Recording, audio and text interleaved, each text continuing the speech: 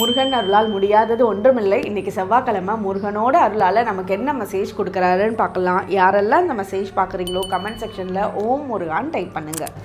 உங்களோட வாழ்க்கையில் நீங்கள் முன்னாடி செஞ்ச நல்ல விஷயத்துக்கான நல்ல கர்ம வினைகளோட பலன்களை இந்த வாரம் நீங்கள் எதிர்பார்க்கலாம். அதை நல்லாவே சந்தோஷமாக அனுபவிப்பீங்க.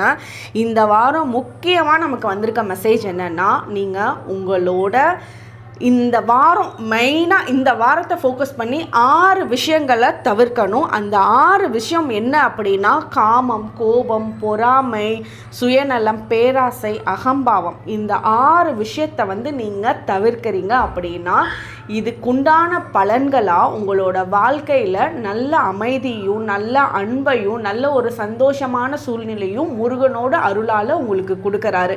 இந்த 6 விஷயங்கள் உங்களை அறியாமல் ஏதோ ஒரு பிரச்சனைகள் உங்களுக்கு ஏற்படுத்தி கொடுத்துட்டே இருக்குது.